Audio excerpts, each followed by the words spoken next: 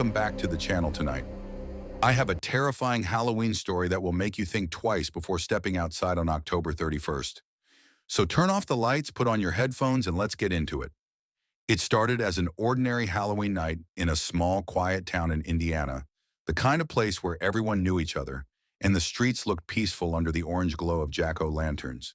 Kids ran from house to house, laughing and shouting trick or treat, while parents stood at the corners, chatting and taking pictures.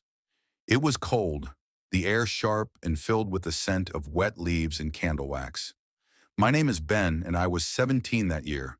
It was supposed to be my last Halloween before I left for college, and I wanted to make it memorable. My friends and I had planned to hit a few parties, maybe play a harmless prank or two. Nothing serious, just fun.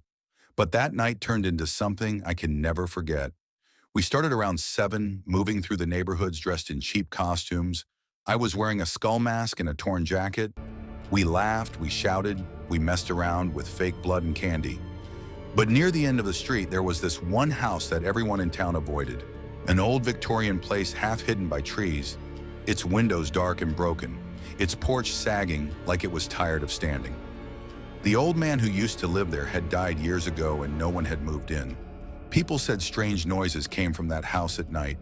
Whispers, footsteps, the usual ghost stuff. But no one ever proved anything. Still, no kid dared to trick or treat there. Except that night, one of my friends, Caleb, dared me to go up and knock on the door. I didn't want to look scared, so I said, "Sure, why not?" I climbed the creaky steps, feeling the wood shift under my shoes. The porch smelled like rot and rain, and somewhere inside I thought I heard the faint sound of something moving. I knocked once. Nothing. I was about to turn around when the door slowly opened on its own, just a few inches enough for the darkness to spill out. I stared into that black space, and for a moment I swore I saw something move, a figure too tall to be human, but thin like paper. I laughed nervously and said, "Trick or treat." My voice echoed inside the house. But no one answered. I turned to Caleb and shouted, "Okay, happy now." But when I looked back, he wasn't there. The yard was empty. I called his name. No answer. I pulled out my phone, but there was no signal. I ran down the steps thinking he was hiding, but the street looked wrong. The lights that had been glowing minutes ago were gone. Every house dark, every pumpkin out. I walked fast, my breath white in the cold air. Then I saw Caleb standing at the corner staring down the street. I ran to him asking where he'd gone, but when he turned around, it wasn't him. His mask was gone, and his eyes were wrong too, dark, too empty. I stepped back, but he smiled and whispered, "You shouldn't have knocked." He turned and walked into the dark street, disappearing without a sound. I stood frozen, shaking. Then I heard something behind me. The door of that house had opened wider and something was standing in the doorway, tall, thin, and moving wrong. Its head tilted slowly side to side, like it was curious. I ran.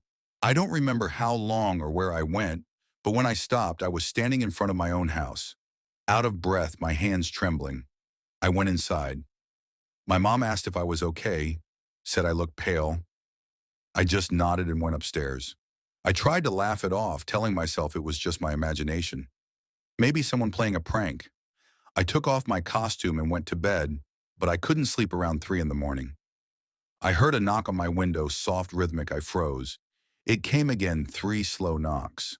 I turned my head and saw something behind the glass, a pale face stretched thin, like the skin was too tight over the skull.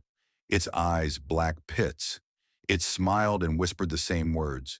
"You shouldn't have knocked," I screamed, and everything went dark. I woke up on the floor sweating. My mom burst in asking what happened, but when she looked out the window, there was nothing, just fog. I didn't tell her what I saw. I couldn't. The next morning I called Caleb, but his phone went straight to voicemail. I called his parents. They said he hadn't come home. I told them what happened, but no one believed me. The police searched the woods near that old house, but they found nothing, just a single skull mask lying in the dirt. Days turned into weeks. Halloween decorations came down. Snow began to fall, and people stopped talking about Caleb. I tried to move on, but every year on Halloween night, I hear the same 3 knocks on my window, soft and slow. I never look. I never open the blinds. I just sit there frozen until morning comes, and the sound stops. Last year, I moved out of that town, but tonight, as I'm recording this, it's October 31st, and the clock just hit 3 a.m. I can hear it again. The knocking louder this time, closer. I don't know how it found me. But if you're watching this, and yo,